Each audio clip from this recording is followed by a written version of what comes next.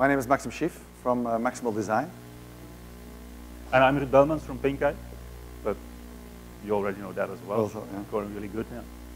What we do is we design brands across all touch points. So it's quite broad. And touchpoints for us is product, it's interior and graphics. We are from Antwerp, Belgium, Europe. It's quite important that we're in the center of Europe, and which is Europe as a whole, maybe the size of one province in China. Within this continent, there are 30, 40 very different cultures. There are a lot of different cross points of people, technologies, and yeah, things that have evolved through time. And we work for global and local clients. Well, being local, being for us Belgium and surroundings. So Belgium, as you know, is really small. Being local in China is like being global for us. But we see the world as our playground. So we think as we want to work for the local clients, but also we're looking into working for clients over here, but also in the States. And we do this for a mixture of clients. We work for multinationals. That's always interesting. But then again, there's an sometimes even more interesting part, and that's working for the smaller companies and the startups. Because those people really need our guidance and our know-how and know-why in branding. So we try to have a healthy mixture between big brands and smaller brands. So why do people cry at the opera? This is actually our starting point. Why do people at festivals are ecstatic and give it all they got? Rock music, house music, go all the way. Music is a very strong piece of art which goes straight to the heart. And we think it's because of it's an emotional experience. It gives you goosebumps, maybe butterflies. You get scared within a certain confined space, like Paul mentioned. You're ecstatically happy because it's a certain sound, or you have maybe a memory of meeting somebody at a certain moment where you have good feelings about. It's all about emotional experiences that go very deep in the human body and the human mind. So what defines this emotional experience, Ruud? Well, but before we go into detail, it's important to know, and probably you already know this, but 80% of human behavior is defined by hidden needs and feelings. So that means that only 20% is rational. So you think you know why you're doing something, why you're buying that iPhone, or why you're behaving that way, but most of the time you actually don't know it. 80% of the behavior is based on hidden needs and feelings. That's really important to know. Because when we want to design an emotional experience, you need to tap into that 80%. You need to find that 80%. And one way to do it is you have to play in the 5 senses. Because it's amazing how strong senses are in evoking emotions and memories. Take, for example, the smell. Smell can evoke hidden memories, memories you didn't even know you had in a split second. You all know this. And the reason why is that the olfactory organ is located really near to our reptile brain. So there's a really strong and direct connection between the olfactory system and the reptile brain. The reptile brain is a part of the brain where the primal emotions are stored. And it's called the reptile brain because it's the oldest part of the brain. It's gone through evolution with us. So from being squirty little animals to humans. So that's really important. So play on the 5 senses, and chances are high you will create an emotional experience. The second thing is about exceeding expectations.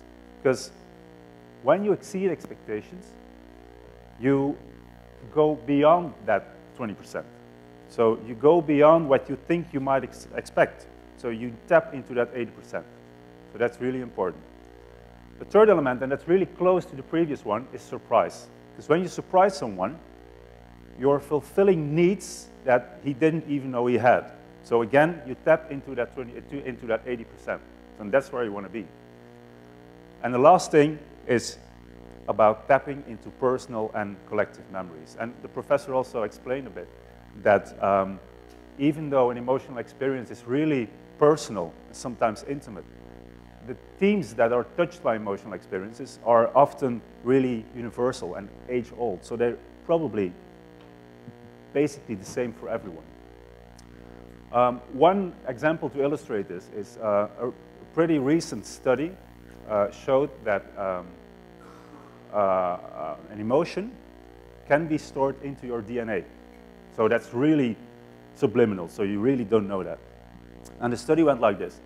They taught mice to be afraid of a certain flower.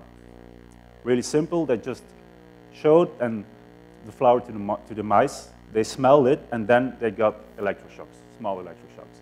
So after a while, the mouse saw the flower and got scared. That's pretty basic, nothing new there. But apparently, the youngsters of that mice had that same feeling without being electroshocked.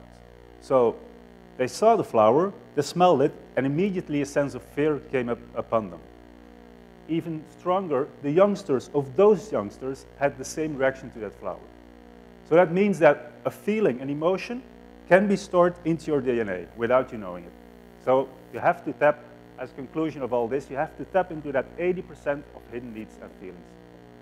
Even more importantly, maybe, what does not define an emotional experience?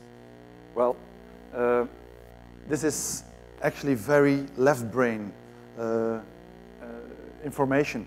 It is price of your service, of your product, technological specifications. This is yes or no. Ergonomics, functionality, organization, standards and norms. All these parts are very exact science driven. They're very well described, but they don't bring emotion. Actually, here you see it, the left brain, left hemisphere. This is the organized part, sometimes also the male part of the brain. So maybe you can say that males are less emotional than females. If you go to the right side of the hemisphere of the brain, this is more the intuitive part. This is more about emotions, about intuitions, about human sciences. So this divide is where we have to find a crossover and make the connection in order to try to find what is experience all about. So yeah, the billion-dollar question is, how can we design? Can we use design as a driver for emotional experience? How can design create it? And why should it create emotional experience? It's actually because it's the combination between these two hemispheres, the human side and the business side. We know that on the human side also it is a responsibility for us as designers to tap onto that, to use that as a driver for new innovations, new starting points of products and services, that they're really close to the human feeling. And on the other side, if you go to the left side of the brain, which also transfers to what could be your business side, because in the end, it is an investment which has to be result in a certain profit.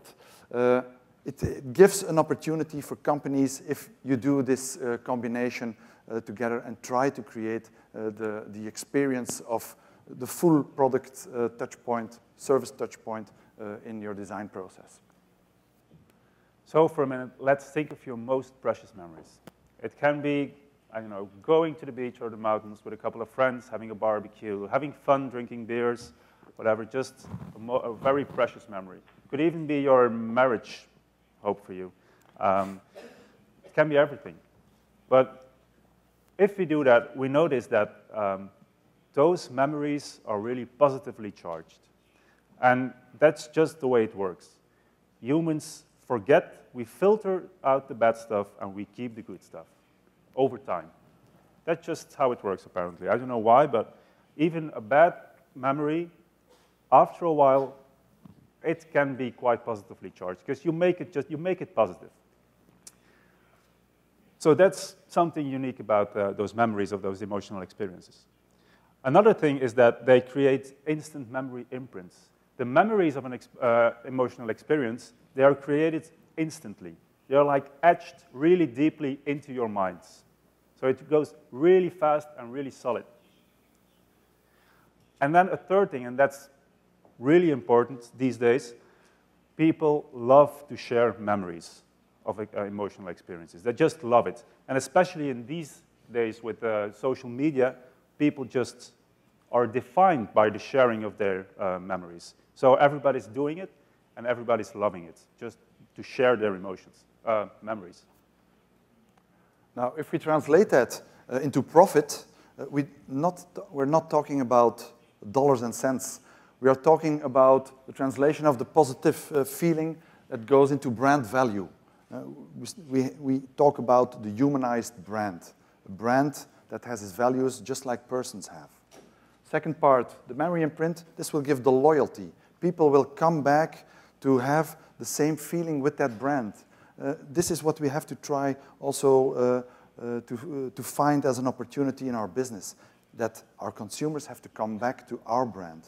And third part, if it's shared freely, this will be part of our brand story. This will be the brand story which our ambassadors, the brand ambassadors, will tell to their friends, family, surroundings. So these three elements, those are the basic goals as a profit for our companies that we have to work for. Because I imagine that we're all design students here, young professionals. This is the goal, what we always have to think about. It always goes together. So in the end, this process, it's cheap. If you work on it, it does not cost more to do it good instead of doing it bad. Now, the profit and the value is priceless because you have such a wide impact that this will really have a commercial gain where we all have to work for. And third part is that this language is universal. Again, stating the professor, is that most of these feelings where we start from in our humanized brand values, they are universal. They're the same for everybody. Everybody wants to feel accomplished or feel happiness, want to feel good in life. And there are several more different values which have been selected as a standard set where people are striving for. So briefly, for businesses, designing emotional experience is a big opportunity. And even more so, it's becoming a necessity. It's becoming a necessity because of advances in the technological landscape, changes in consumer needs, and third, a rising economic pressure. Let's dive into more detail a bit. This first point, the shifts in the technological landscape.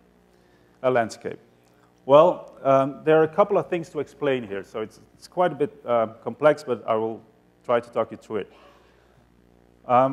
If we look at 5 to 10 years ago, products and services could differentiate based on technology, because in the same product category, different products use different components, different technology. But today, that's not the case anymore. They all use the same components, maybe fabricated in the same factory, but it's really difficult to differentiate based on just technological components. Another thing is the speed of innovation and the speed of technology. If you look, for example, do you guys know when the first iPad was launched? It was May 2010.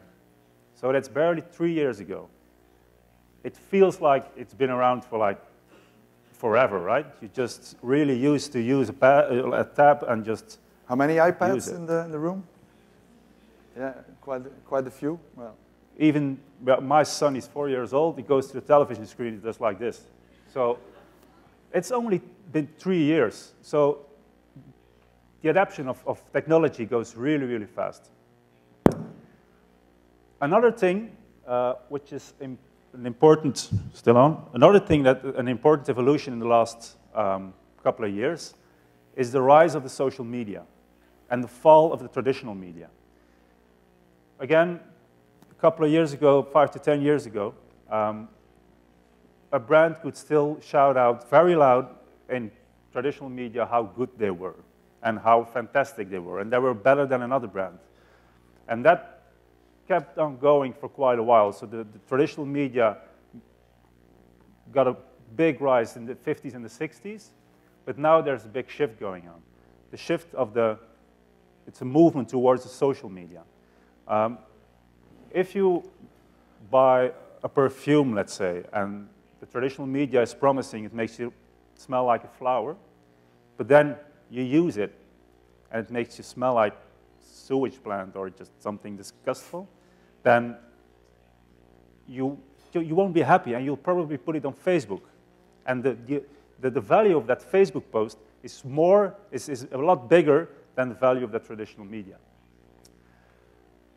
We put here the shift from advertisement to truth. And that's something I want to explain to you.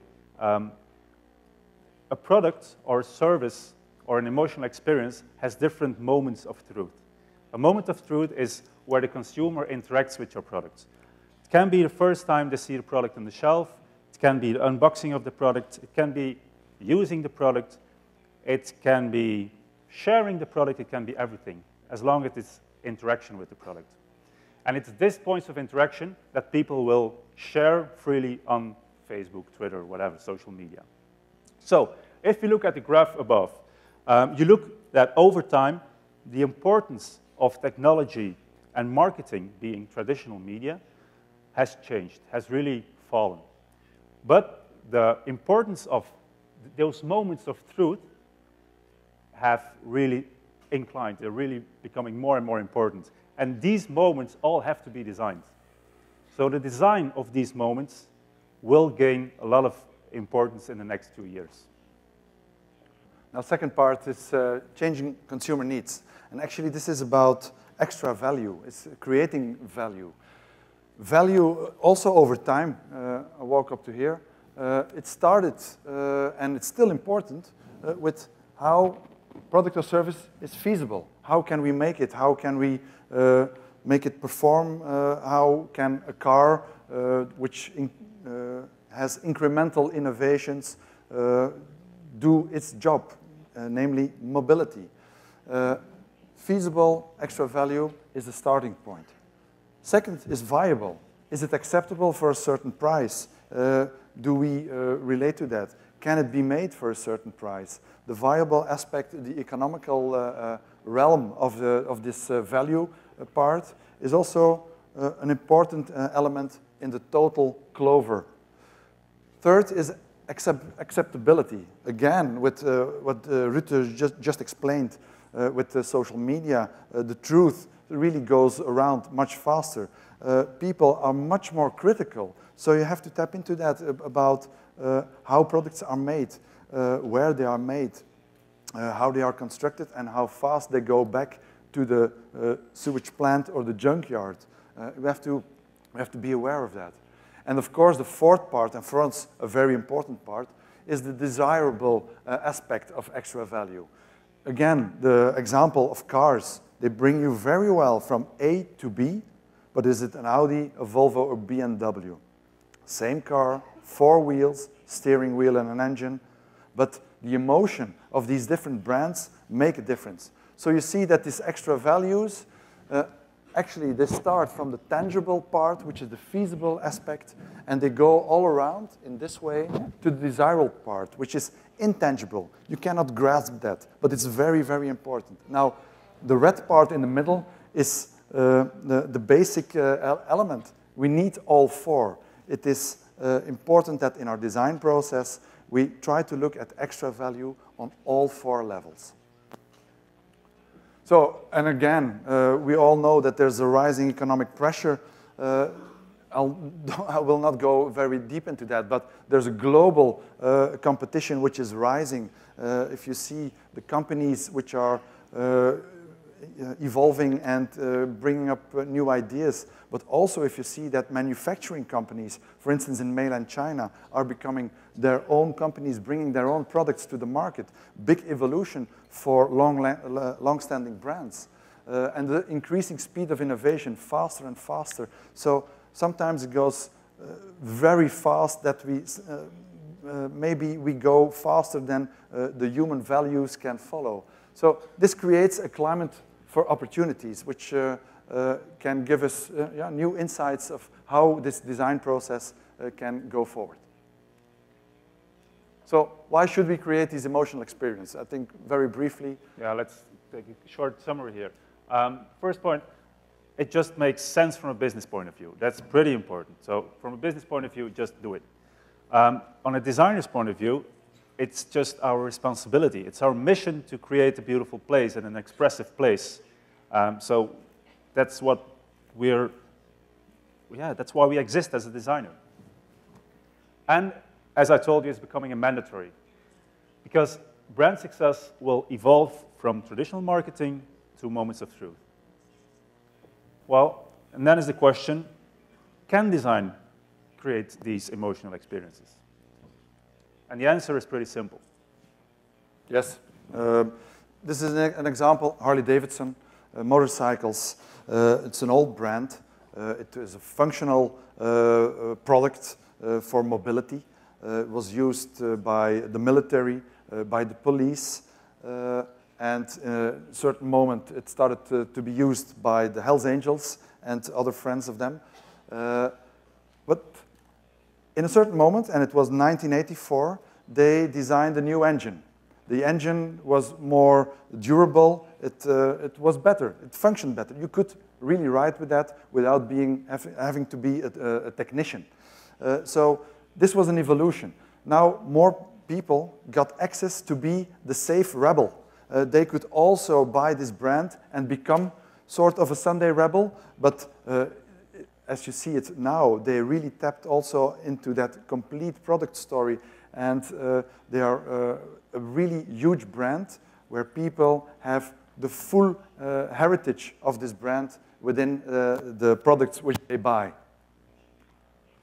And if you take a look at retail environments, this example for the Hermès store in, I think it's Paris, retail environments are the big opportunity to really having your consumers plunged into your brand idea.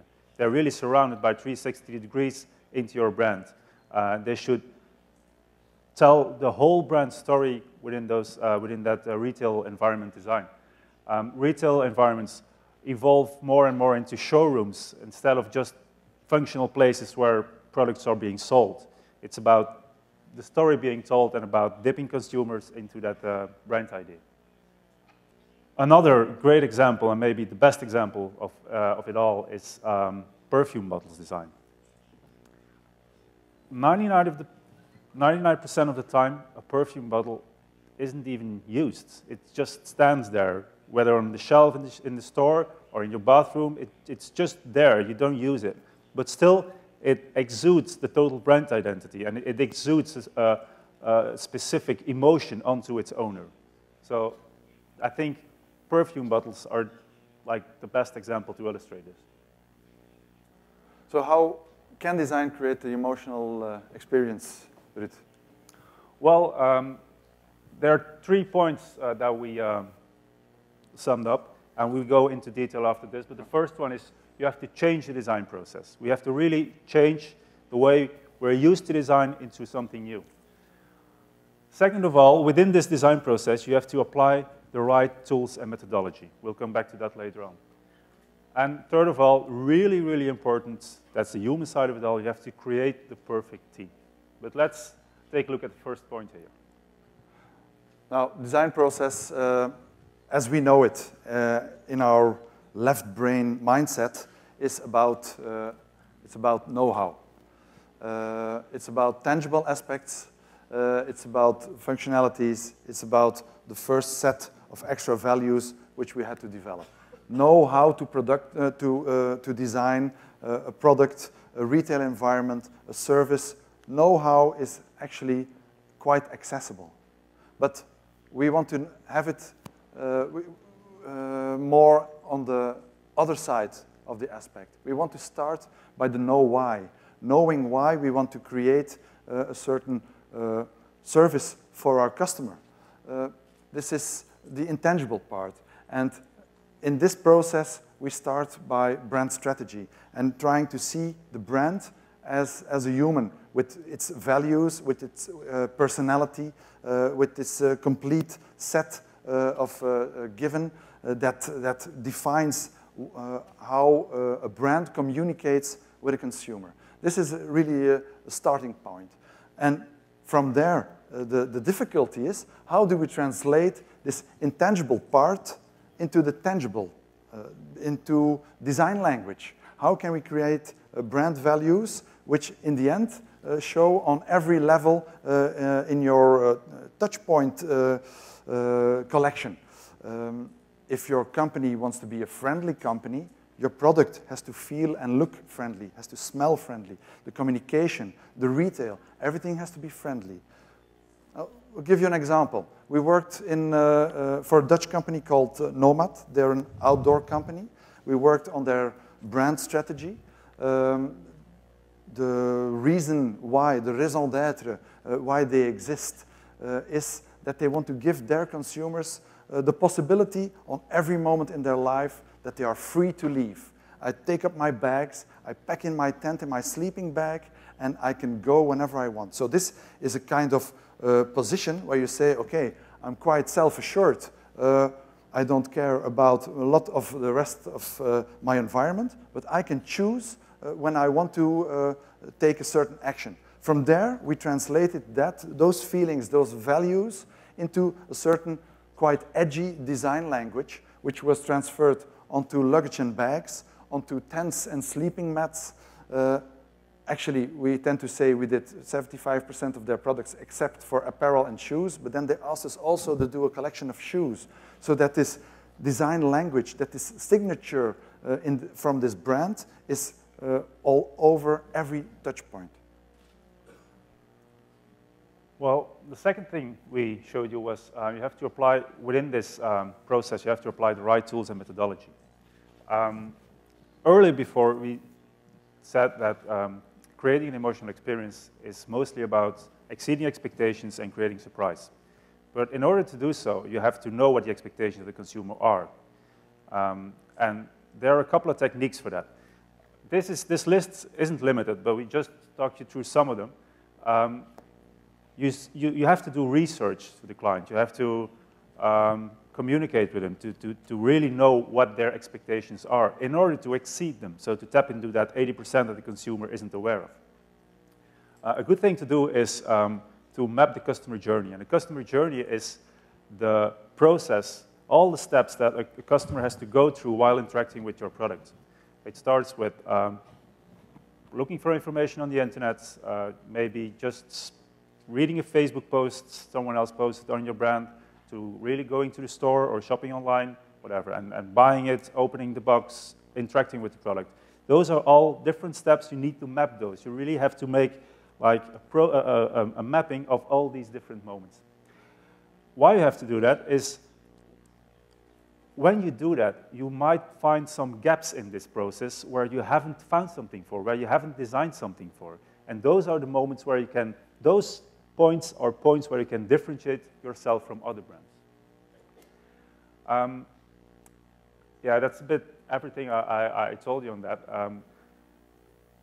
On that same list of that process, you easily could define the different touch points a brand or the consumer has with your brand. And these are really important. An example for this, and I'll make it quick because I'm seeing we only have 2 minutes. 0 minutes, really quick. Connections. Connections is a Belgian travel agency we work for, and we redesigned their whole concept and concept store. They came to us with a problem. Connections isn't the only travel agency with that problem, but they're the ones that came to us. They had the problem with the bookings, because they experienced a lot of competition from the online bookings, which is logic. And they came to us with an idea. We don't just want to sell trips, we also want to sell travel-related goods. So suitcases, pillows, travel maps, whatever, everything, a lot of stuff, even clothing. And we thought, yeah, that's a start, that's a good idea, but that won't solve your booking problem. Just people will come to the store and buy something, but they just still got to book it online. And it will make your business idea, your business just very complex. But still, they wanted to do it. But then we started, okay, how can we really solve this, this problem? And we took a look. This is really basic. It was more complex, but just the basic version. We just compared the online experience with the store experience. And if you can see, as you can see, at home, behind your computer, you can take your time. You can examine all the different options. You just take some coffee, sit behind the internet, and look at all the different options.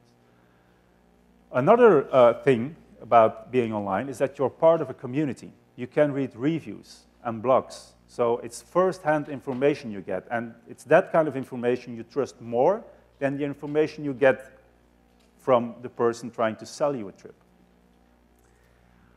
But there was another point. If you're going to the store, and what if the people helping you were really travel experts?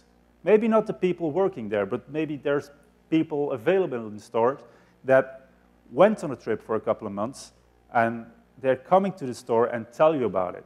So expert help, one-to-one, that was something we could provide in the store, and we could not one-to-one provide online. So what we did is we designed the concept around this idea, and we made sure that all those advantages that the online world had, we could also find in the offline world.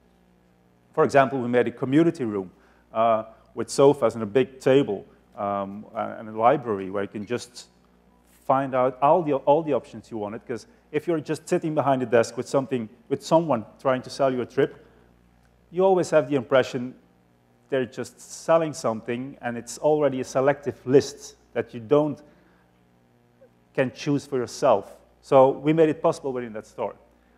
I have to hurry, so it's a really interesting case, but one thing I want to show you, and I go back to the previous slide. For example, we created this screen. It's all LCD screens in the shape of the world map.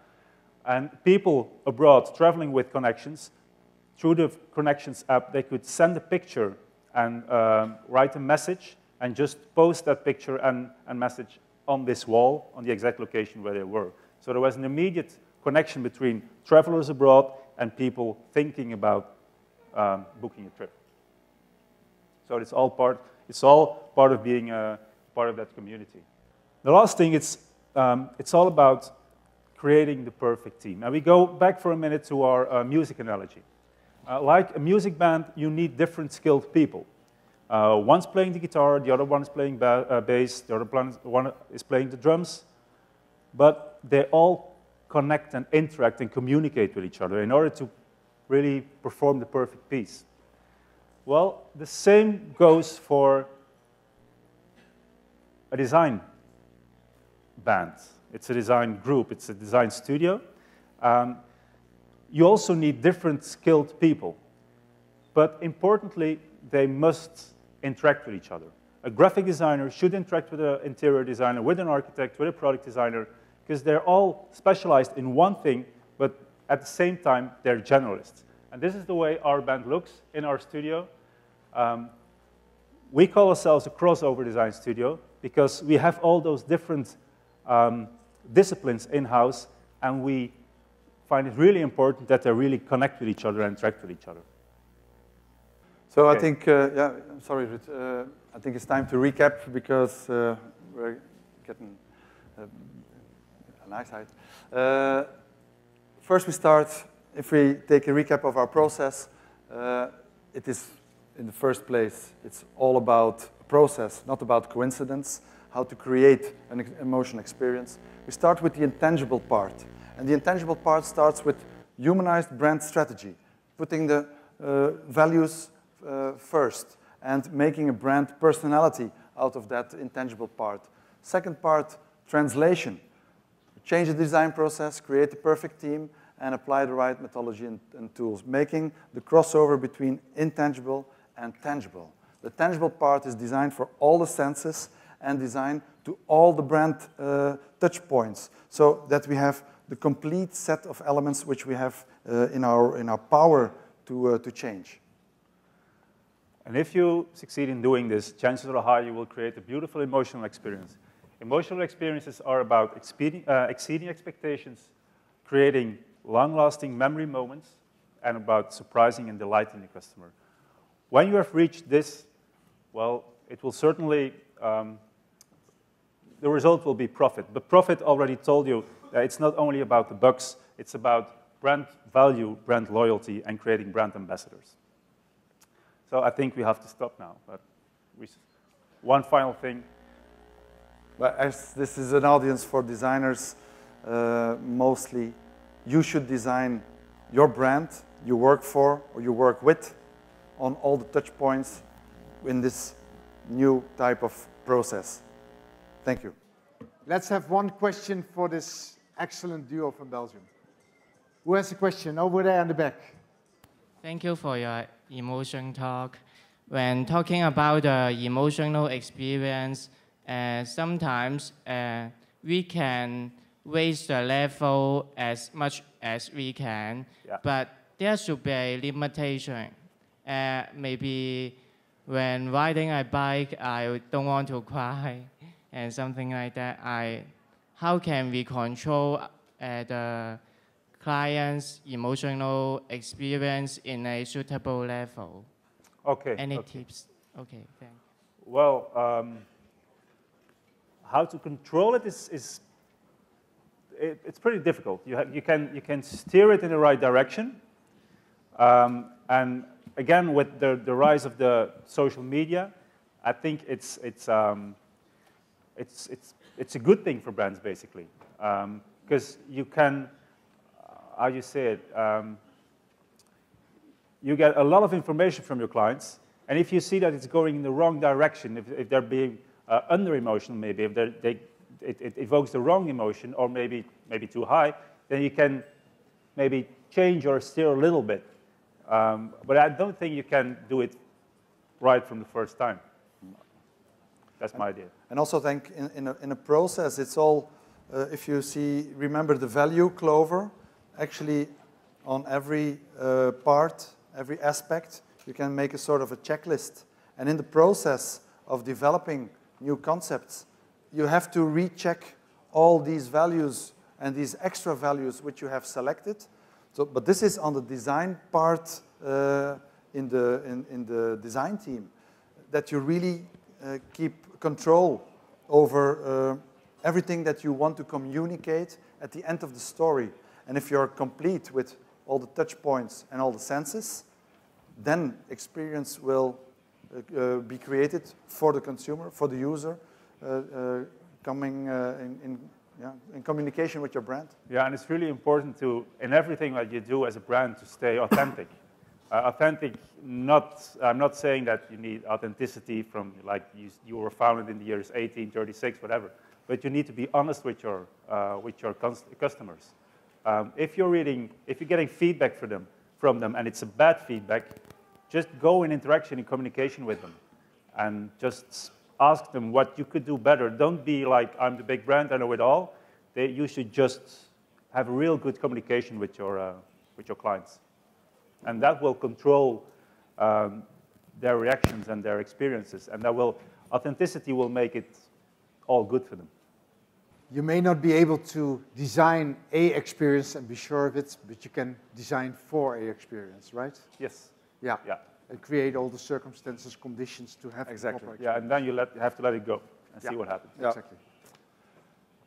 Thank you so much. Thank you. Thank you. Thank you.